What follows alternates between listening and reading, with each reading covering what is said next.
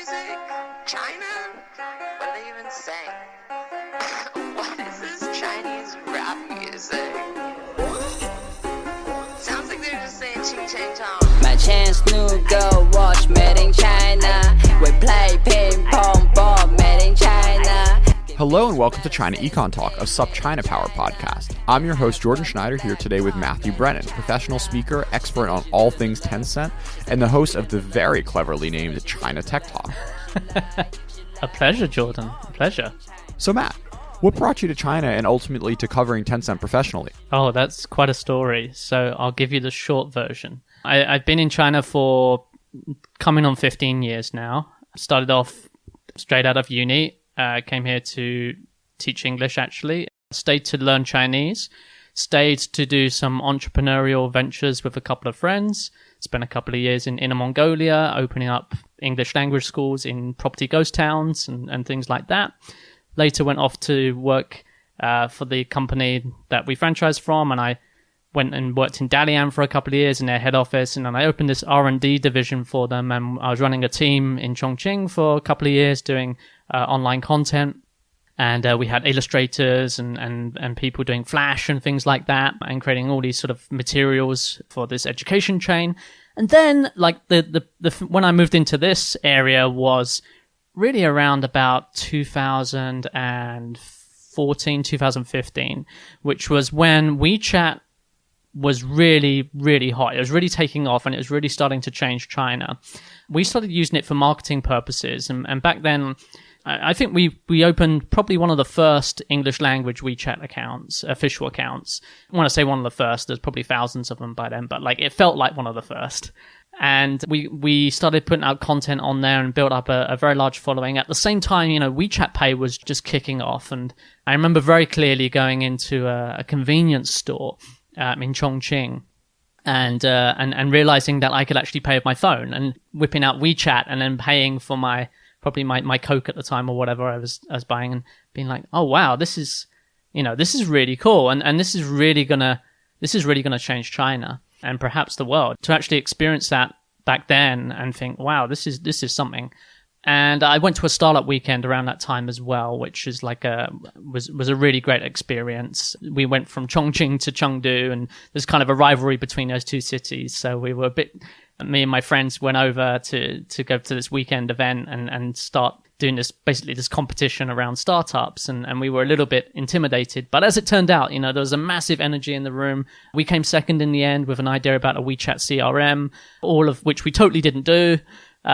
Because we didn't know anything about CRM, but we did get an amazing vibe and energy from all of the judges, all of the mentors saying, this area is blowing up, it's really hot right now, you guys should do something. So we did, and I went off to Beijing, then we went down to Shanghai. Now the team's in Shenzhen. We're pretty close to Tencent head office. We do a bit of agency work. I do a lot of training. I do a lot of speaking around the world, all around basically WeChat, but also now Tencent.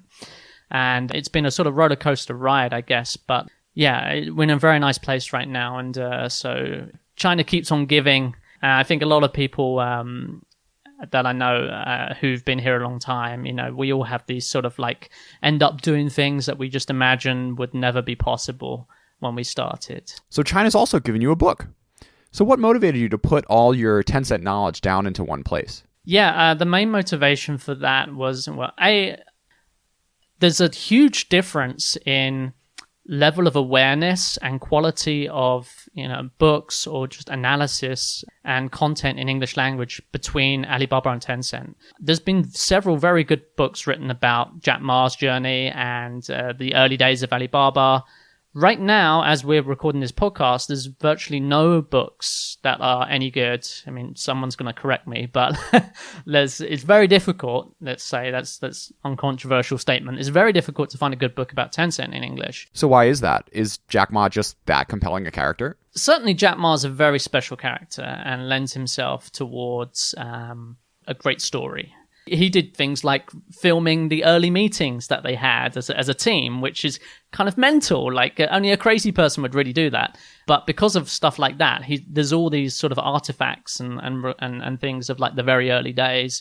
Also, Alibaba is a very open international company. Jack speaks great English, and they had like they brought on board managers from all over the world as well, like at a much earlier stage. So whereas Tencent, the founder Pony Ma is much more introverted, he's a geek, and they're not a very strong company at PR. They're not very good at telling their stories. They're very typical sort of Guangdong businessman in terms of like keep your head down and like just get on with your business. They're very product focused. They're really, Tencent's strength has always been creating great products that Chinese consumers love. It's not been, and investing as well. They're pretty good at investing, but it's never been in sort of telling stories or doing things B2B where you have to communicate and really tell your story. For them, I do a lot of media stuff now, and I get people from Wall Street Journal or Bloomberg journalists. I'm not going to name names, but like it's well known that Tencent's pretty bad at doing PR, pretty bad at doing investor relationships. Like they do it because they have to, and I'll say that because I know Tencent people will also say that to me. Like they're a very interesting company, and their story's not being told at all. A very, very large part of the revenue comes from games, and they're actually the world's largest gaming company. And so you've got this company where the core is that they're known for messaging, and WeChat's sort of their flagship product now, and it's known to be the most innovative products that they produced.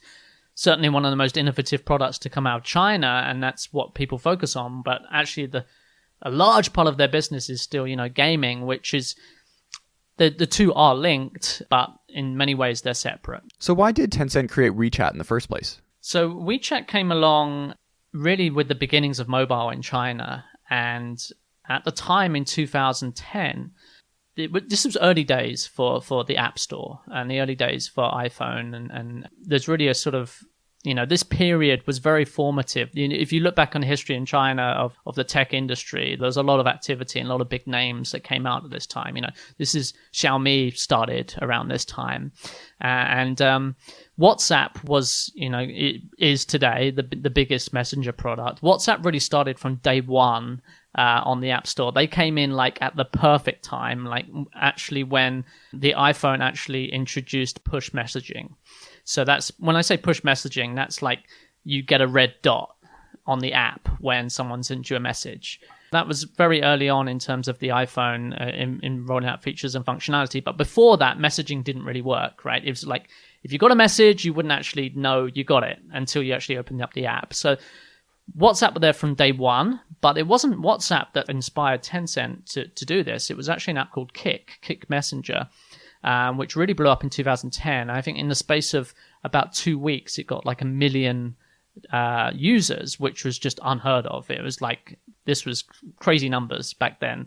And so this sort of woke up the whole of China, of all the tech companies, all the internet companies were like, oh, Kick Messenger, right, let's do it, let's copy this, let's do this, copy to China. It's still very much copy to China era.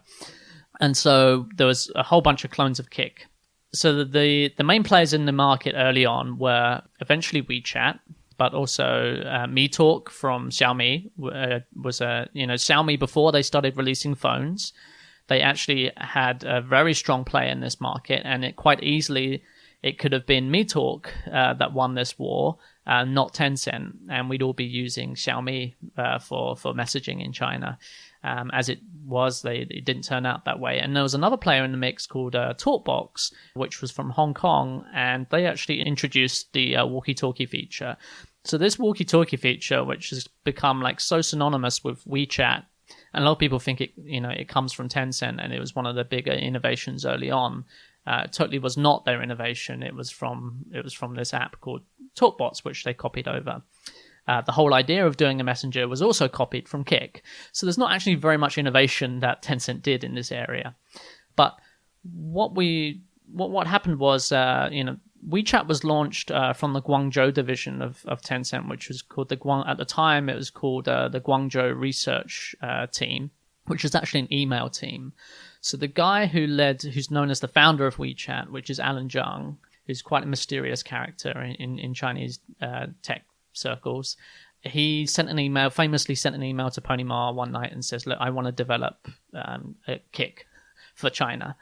And Pony Ma quickly said, yeah, let's do it. They built it in a couple of months and they launched it, and it got very bad reviews. Right? If you look at the early reviews of WeChat on the App Store, they're terrible. It's got loads of 1-star reviews, and nobody wants to use it because everyone's using QQ. And QQ had a messenger, had a mobile version. So it wasn't obvious in the early days why you would use WeChat at all. And it had really no distinct advantage over the other players in the market.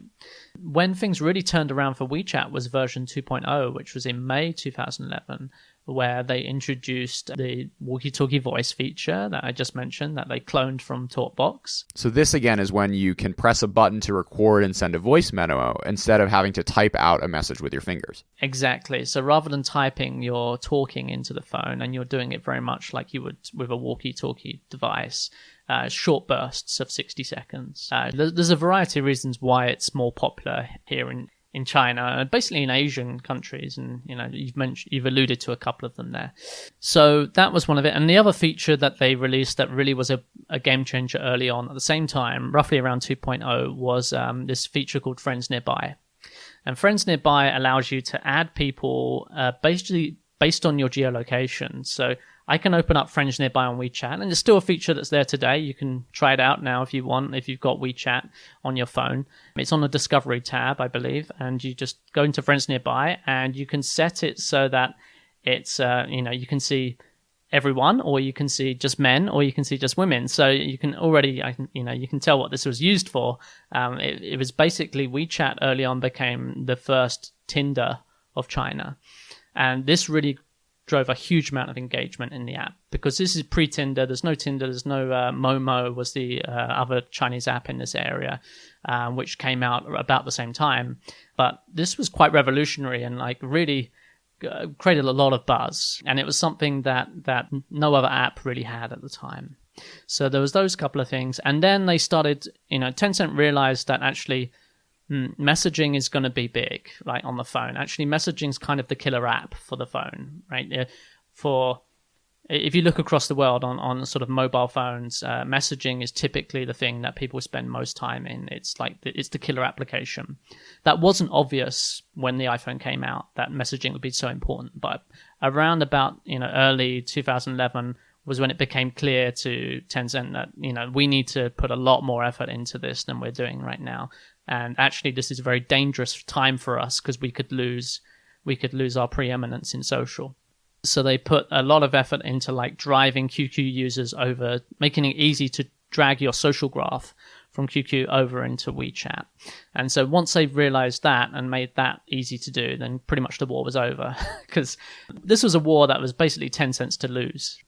So those were the real factors early on that drove it. So the Friends Nearby, the walkie-talkie, and the social graph from QQ.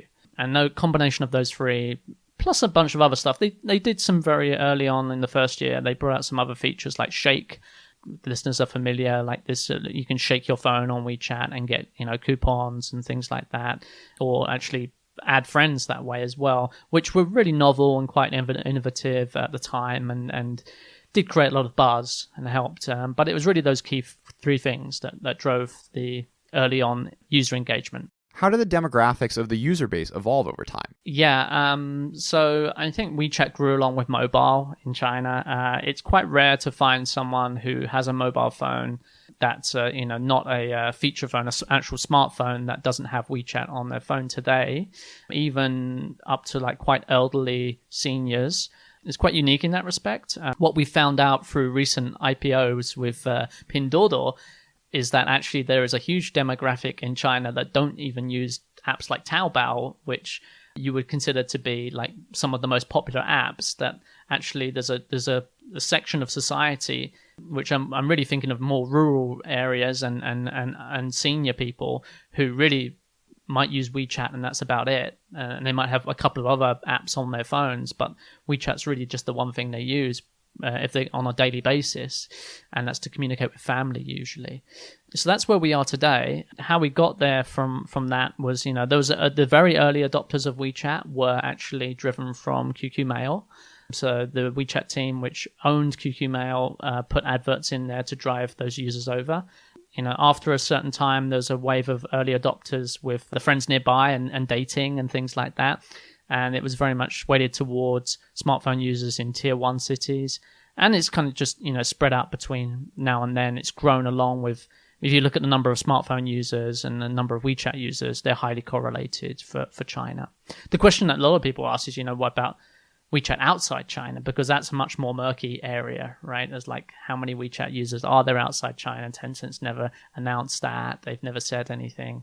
And we only really have estimates to go by. Perhaps that's because those international numbers aren't super impressive. Well, they have to be. I would estimate it's at least 100 million. Who are all these people, do you think? Chinese outside China, students, air hostesses, wherever, people actually just mainlanders outside of the mainland. Then you've got ethnically Chinese people who often will have WeChat to communicate with family back home, even though they're not from the mainland now. And then you've got a lot of people doing business with China as well. Anyone who has some kind of strong connection with the mainland will probably have WeChat on their phone. So those are the three groups predominantly. Now let's come back to the product evolution story. Should we just jump straight to mini apps here? Oh, there's so much. There's official accounts, which are kind of similar to Facebook pages. If you don't know what they are, that's the easiest way to explain it. But there's a whole ecosystem of content in there that was built up. Official accounts are still basically more popular than websites in China, right? As a business, you're more likely to have an official account than you are to have your own website in China. I think that's still true today. That whole ecosystem was built up around 2012 to 2014. It's been massive success. You've got the Moments newsfeed in there, so it's like there's this whole publishing system which is decentralized, and content is essentially shared on a newsfeed and in WeChat groups, and that's how it flows around the system. There's also search as well, but that's very much secondary. And this is still the largest content ecosystem in China. Massive success story, and brands and businesses will all have official accounts, and often you'll be able to buy things on them. You'll be able to book a hotel room or get a DD taxi or whatever.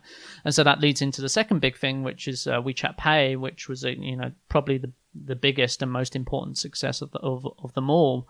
And WeChat Pay really exploded 2014, 2015, which was a revolution for China. And I think the repercussions of it are still playing out today, where, the cashless revolution, everyone's paying with their phones. We don't carry wallets anymore. Yes, this brings back to the whole thing about Alibaba and Tencent, is that actually, the story about Alipay has been very well communicated by Alibaba to all of sort of people who are interested in fintech. There's a lot more written about that than there is about what WeChat Pay did. But actually, WeChat Pay played an extremely important role in popularizing this. And I think it's fair to say that we wouldn't be where we are today with mobile payments in China we wouldn't be anywhere near where we are today if it wasn't for WeChat Pay. Alipay, yes, were in this market for, and this is another popular misconception. Alipay's been around for a long time. Everyone knows that. Like 2004, I think, or 2003 is back when they started as an escrow system for Taobao on the desktop. But Tencent's also been doing payments for since 2005, but it's not really talked about. But they've been doing it for gaming. Right, and actually there was a whole time in China, there's these things called Q coins, QQ coins, right, which became an alternative currency to RMB. There's a whole story there about how there was the craze about QQ coins, and at one stage, the government got really scared about it and had to shut it down because everyone was trading this virtual currency. This is before Bitcoin. We had a past guest who was talking about how this was the original Bitcoin regulation, the Q-coin phenomenon. And there's literally nothing in English on it. It's fascinating. Exactly. Yes, the Q-coin phenomenon is not talked about. I don't think you can find nothing in English, but this is the original Bitcoin. Tencent has such a rich, amazing history that's just not being communicated to the Western world. And if Alibaba had done this, everyone would know about it. So, but because Pony Ma's just not got this, doesn't really care about PR, so nobody really talks about it in English. But yeah, so Tencent's been doing payments and virtual currencies and things like this for almost as long as Alibaba has, and for the cashless revolution, going back to WeChat Pay, the role they played with Lucky Money was. Lucky Money essentially brought mobile payments to the masses. It's no exaggeration to say that it sped up. It just put poured petrol on this whole thing. Lucky money is this concept, at Chinese New Year, you give lucky money. It's a 1,000-year-old tradition of, giving lucky money in a red envelope, and you don't know how much is in the envelope till you open it. You give it to children, you give it to elders. And Tencent basically took this and digitalized it, which wasn't a new thing. Lots of people digitalized it before. For quite an obvious thing to do, actually, for Chinese companies. But usually when they were always up until WeChat got hold of it, when they digitalized Lucky Money, it was essentially a discount coupon. So that's not very fun. But WeChat made it super fun by saying, okay, this is not a discount coupon. This is a peer-to-peer transaction. And it's one where the amounts are randomized. So it's almost like gambling.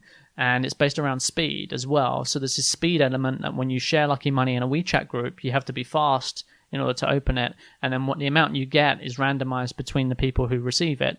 So Lucky Money, actually, when it first came out, there was a lot of gambling that happened on WeChat because there originally wasn't this 200 yuan limit, which they have now. And actually, that's the core reason why there is a limit, is because it was being used by gambling groups, and there was an incredible amount of gambling going on with using Lucky Money.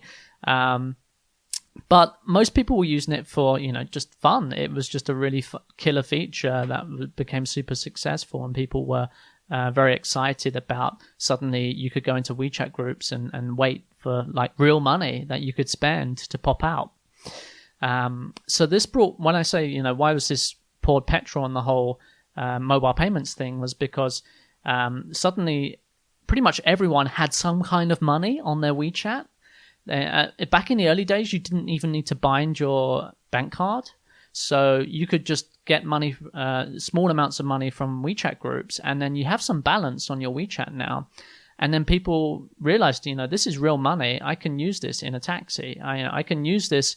So this revolution of especially from WeChat's perspective, was very much a bottom-up revolution, where street vendors started accepting WeChat Pay before, the brands in big shopping malls did. Sure. So I've got, even just a tiny amount, like 30 yuan, like $5 on my WeChat, but it's, I want to use it, right? So the street vendor takes it. Okay, I'll buy some fruit with that. So it started from there, from these tiny transactions, and now WeChat has sort of grown from there, and it's become more accepted. It's taken pretty much universally. Where we are today now is, there's very few scenarios where, unless it's a large amount of money, that you won't be able to use WeChat or Alipay to make that transaction in China. We're here today in Beijing. Actually, I didn't bring my wallet to Beijing, and that wasn't deliberate. I forgot when I was rushed out the house today. So I'm here I'm only here for about a day, and I'm going back to Sichuan. But I feel fine. I've got my phone, and I'm going to make many transactions when I'm here. I paid for my hotel. I paid for a taxi. I'm probably going to pay for a food delivery at some point, and maybe a coffee. And I don't need a wallet. So that just shows how far we've gone.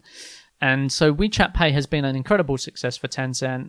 They're getting all this data now about transactions, real transactions that are happening in the economy. Yes, they make a bit of money on it as well. Actually, that the money that both Ant Financial and Tencent make is quite low, the cut they make. And the government's introducing some quite draconian regulations as well. So in terms of like being a very profitable business, it's, looking increasingly gloomy in that respect for these companies. This doesn't work like credit cards in the US, where every time you swipe your Amex takes 3%, right? No, there's a huge difference between the States and in China in terms of the cut that these companies are getting. In China, it's typically 0.6%, and peer-to-peer transactions are free. And if you're doing cross-border WeChat Pay or Alipay, it goes up to about 2-3%. But even there, the channel or the middleman, the distributor, which is what they all work with, they'll have a cut, and it's actually getting compressed as well over time. Sure.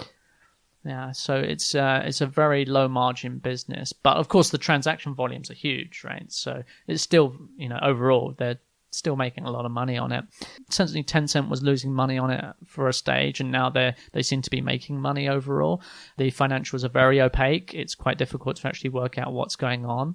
And there are several ways that they can make money through financial products as well, which is the main reason why Ant Financial is valued at, the 150 billion, I think it is now. But that also leads into what they've done with Eurobao, which is the world's largest money fund, which was actually at a similar time to when WeChat Pay took off and did have an amazing effect in terms of people took a lot of their money out of their bank accounts and put it into Alipay because it had a very, very different, there's a big delta in terms of difference there in terms of the interest rate from the state-owned banks, which were giving you about 2%, and Alipay, which was giving you about 6% or something like that. So I remember around that time also my wife, really bugging me to take all my money and put it in her Alipay because she's like, come on, you're crazy. Like, why'd you put your money in the bank? As a foreigner, I've tried a lot of these financial products, and every single one of them needs a Shenfenzheng. Yeah, that's it. I can't test using my own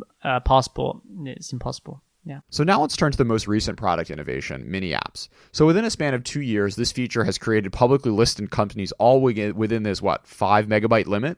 So what have mini programs done for the ecosystem? Well, I think mini programs is a very bold initiative. It's really coming from Alan Zheng, who I mentioned before is the founder of WeChat. He's kind of a mysterious figure. He speaks once a year at the WeChat annual conference, and that's it. No real public appearances beyond that.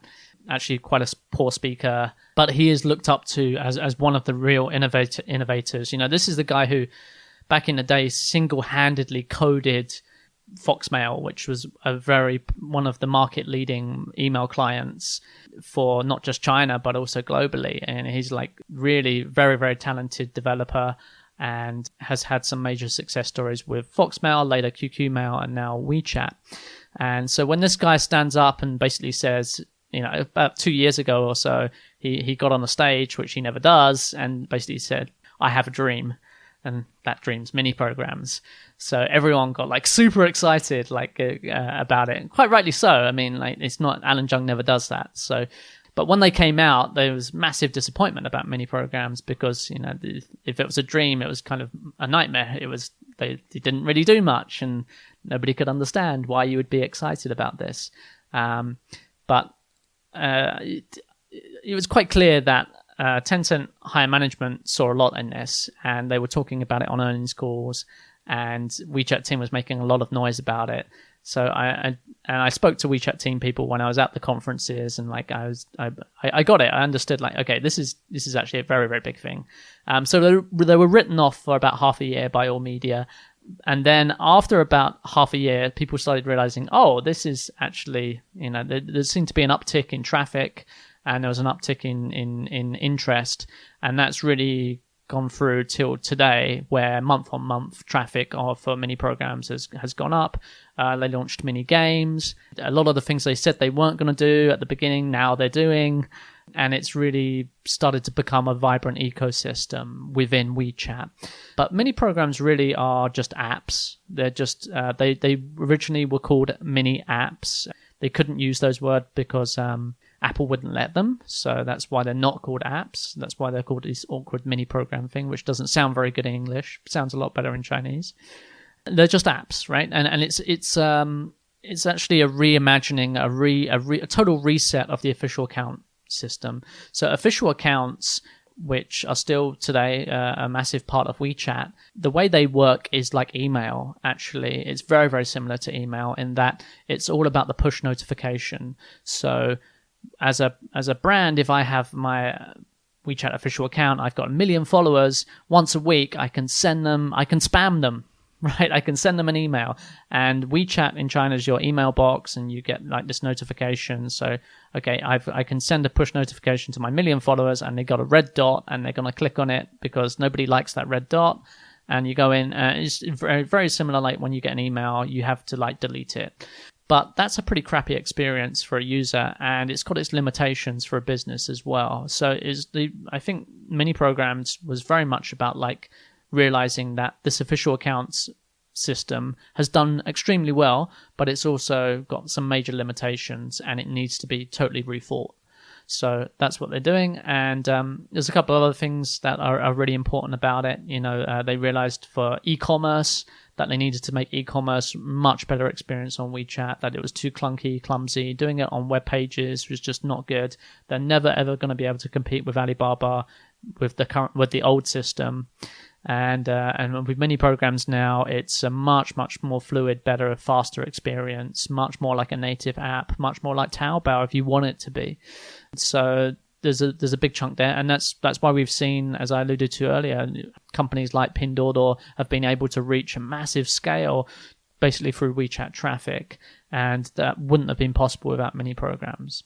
One of the big questions around mini programs with regard to e-commerce is that one of the main ways JD and Alibaba have monetized their platforms is, charging vendors for traffic. So this isn't something Tencent's currently doing right now. How does the model differ for them? Oh, from Tencent's point of view, they can monetize it in a couple of ways, and very traditional ways, right? So advertisements, which we've seen they've rolled out already for games and also for e-commerce as well. And then the actual transaction itself, they do take, it's all WeChat Pay transactions, so they've got a small cut on that. And then they can do things like search advertisements as well, which they're experimenting with.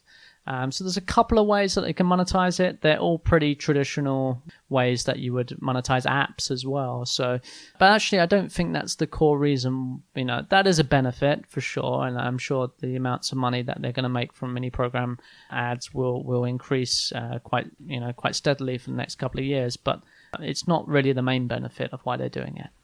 I mean, they could have done that on official accounts without changing anything. As you said, on the one hand, you see the innovation, but there's also a really conservative streak in not wanting to kill the golden goose, which is really what Tencent has on its hands with WeChat.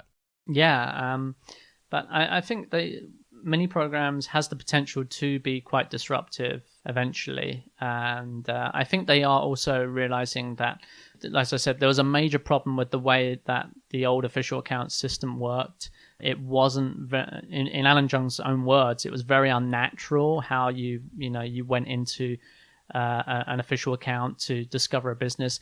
Many programs work very well offline as well. So it's a big part of it is like, okay, how can we make the WeChat experience really great for offline scenarios, as they say in that sort of Tencent talks about scenarios a lot. And so, give you some examples. You're in a supermarket, and you can actually, as of today, I think Walmart's doing it. I think Carrefour's doing it. They're using mini programs so you can just self-checkout, right? You just scan the products and pay on WeChat. Yeah, you could do that with a normal web page, I guess, but there's a lot of small advantages by doing it through a mini program. It just works a lot smoother. It's a lot faster.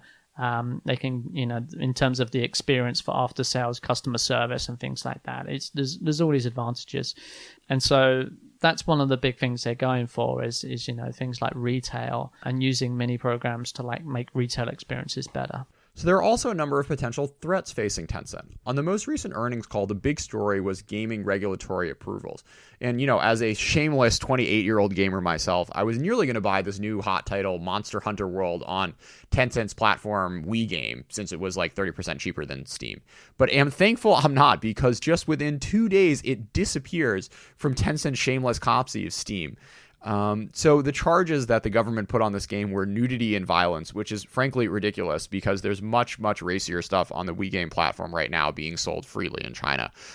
So what do you think this and other gaming regulatory challenges? So why in particular do you think this and other gaming regulatory challenges aren't necessarily quite as big a deal as some analysts may say? Yeah, so there's been a lot of talk of that very recently. I think it's quite topical as of we are recording this. It seems to be that regulation for gaming industry in China is certainly stricter than ever, and has right now is affecting the entire industry. And we've seen quite recently, for most of this year, in fact, that the share price for Tencent has really been tanking, with quite different to last year, where it was doubled more than doubled over 2017. So it's been a bit of a roller coaster ride, and one of the reasons why people are seemingly bearish on Tencent is because they believe there's this heavy regulation, increasingly heavy regulation in Chinese gaming industry.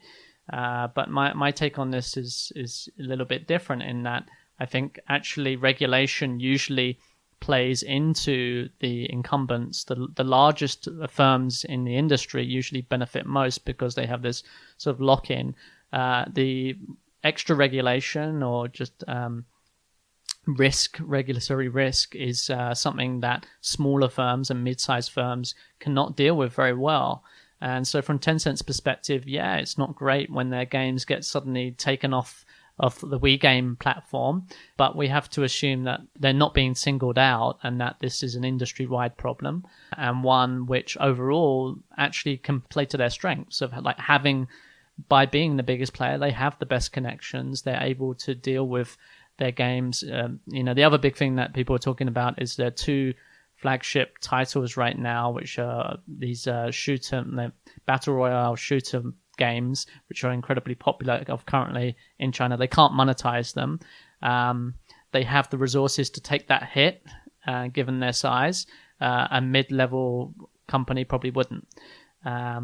So overall, and if you're going to license a game into the Chinese market, if you have a killer title that you've developed in Europe or wherever, Tencent even more so now is the obvious choice to do, because you know that the risk is very high, that there's going to be some kind of problem with the regulators.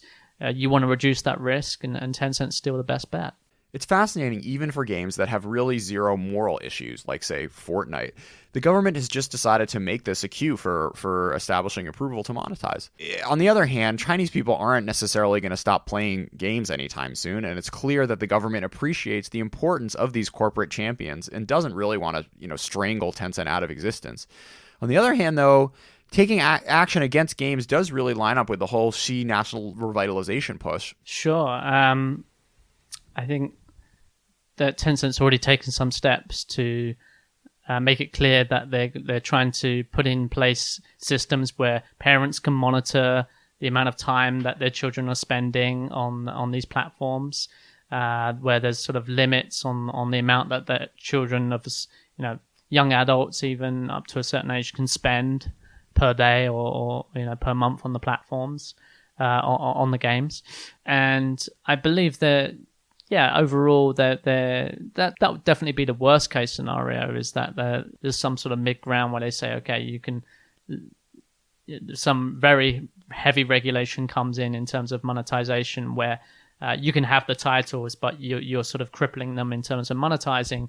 And that was really my point in the piece as well, was like, I don't see the government really crippling Tencent in that. I think they're probably very aware that the cash cow is still gaming, and if you have a serious impact on that, then Tencent won't be the company that it is today.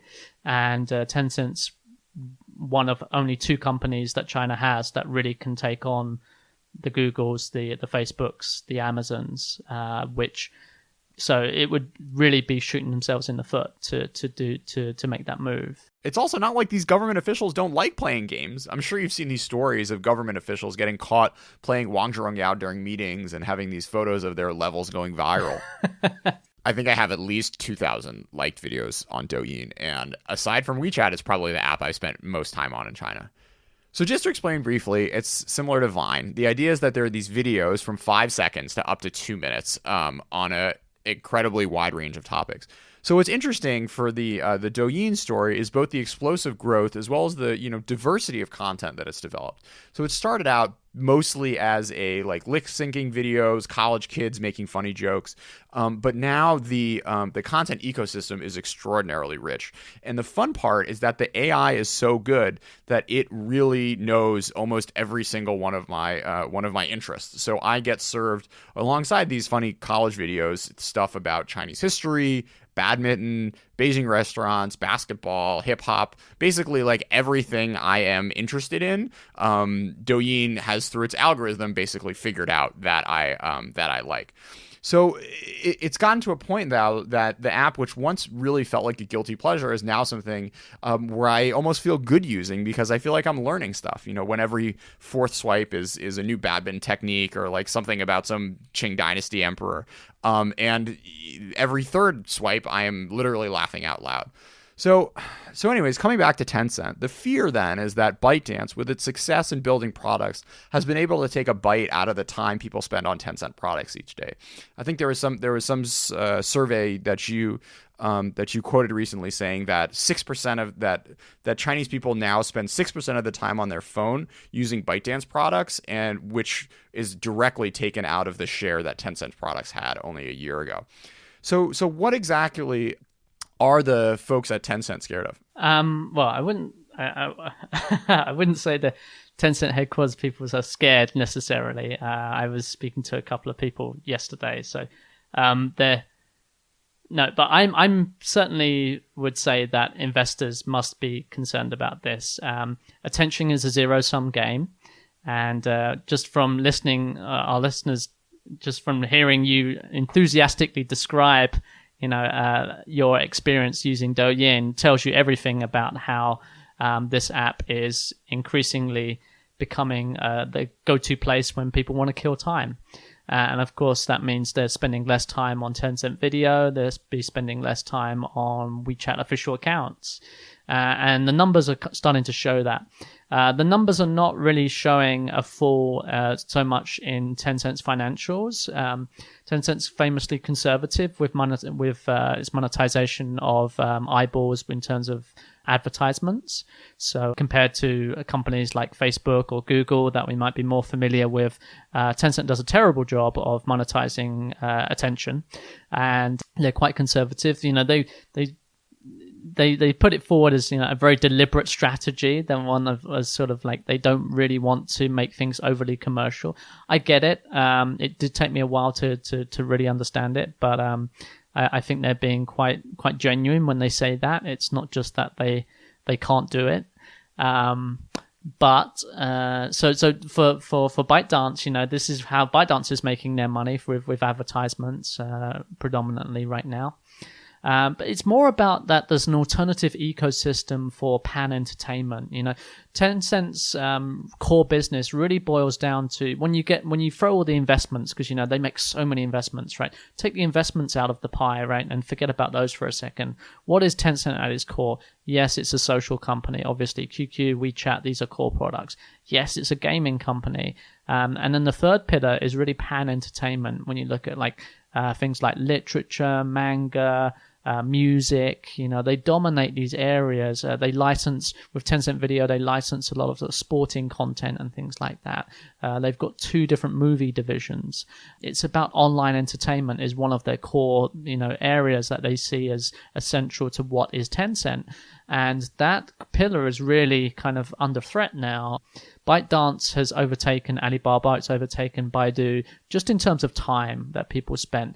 Obviously, Alibaba's a much bigger company, and when you buy something on one of their platforms, you might not be spending a lot of time, but you're spending a lot of money, and maybe that's better.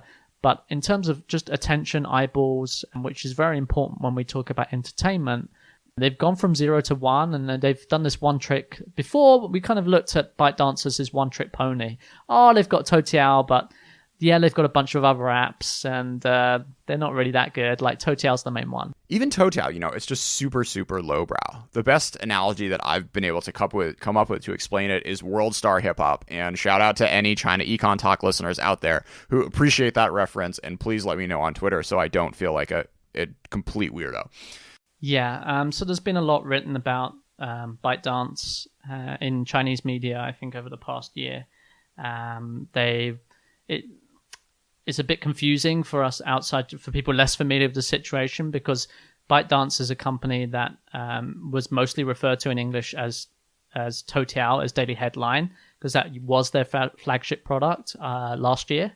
And then certainly in the first half of 2018, this other platform, Douyin, has just exploded. I mean, really exploded in terms of daily active users, monthly active users, and not just inside China, but also outside China. I think it's got to be candidate for the tech story of 2018, certainly the first half. If you look at the valuation of ByteDance, last year we did an episode on our podcast where we were exclaiming and trying to get our heads around the fact that this newsfeed company was 20 billion, 30 billion. Now it's more like 75 is what they're People are saying that they're gone for it. They're not public yet. It could easily be over 100 at some point soon. So, this is just massive, massive growth. And if you go around China today and you're on a subway or any kind of public area, you're going to see people on Douyin. I mean, it's a seriously hot product right now and very addictive. The other big story here, and the thing that ByteDance has been able to figure out in a way Tencent hasn't, is how to directly internationalize their products. Douyin's been able to create TikTok, which is now this huge app in Japan, Indonesia, South Korea, and having taken over Musical.ly, is making inroads into the US as well. So we were talking earlier about how Tencent's reach is really bounded by the ethnic Chinese abroad, with the exception maybe of this Wanzhongyao internationalization in Southeast Asia. Sure. I mean, a lot of people have said, this micro video Douyin TikTok thing, this is something that Tencent should have been doing, right? I mean, it's clearly before you would expect them, if you didn't know who developed this app and you traveled in from the past into where we are today and said, who built this? You'd put, this must be Tencent, right? This is clearly Tencent's territory. And Tencent is a situation now where the user numbers on WeChat are kind of plateauing. It's been around for a while, very mature platform. Gaming is still going very strong, but there's no growth story to tell investors. The growth story is kind of getting fuzzy. Before, they had this like really nice line of WeChat users going to the right and going up every quarter, like really strongly. And now that's sort of fading. It's like, where is the next story for Tencent? It should have been a product like Douyin, but it's not. They've kind of, the ship's sailed. They do have a product in that category called Weixi in English. It's called Weishe in Chinese. I'm not very optimistic about its chances. The ship, in my opinion, the ship's sailed. Douyin's won the war. And TikTok will probably do some very interesting things outside China. And we could end up seeing that ByteDance becomes a much more international company than Tencent has ever been. Well, actually, to be fair to Tencent, they are a very international company in gaming through investments, much more than people realize. But in terms of their core products which they own, I think ByteDance is already arguably more international now. There's been a lot of talk of Tencent becoming an investment company, that the value of their investments is now actually larger than the value of their core products and the actual company in terms of what they, the value put on WeChat and everything that they built themselves.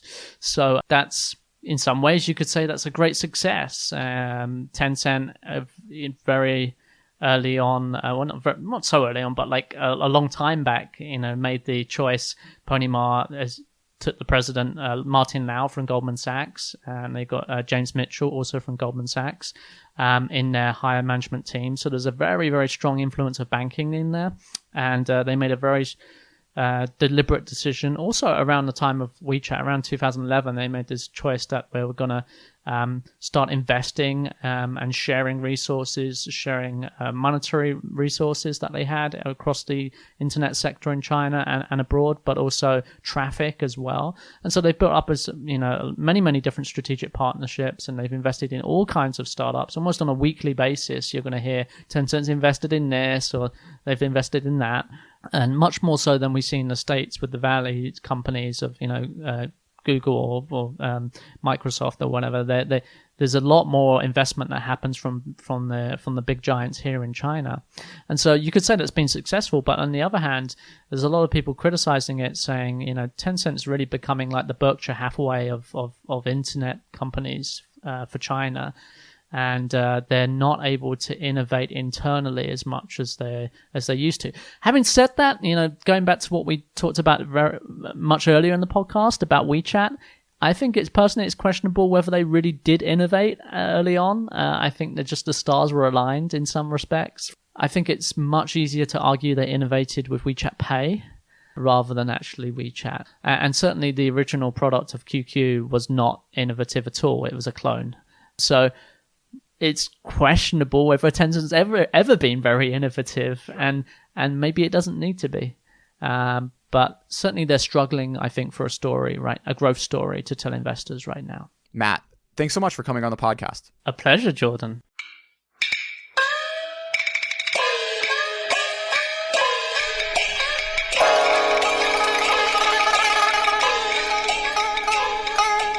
China Econ Talk is edited by Jason McRonald and Kaiser Guo and is a proud member of the Sinica Network from SUP China.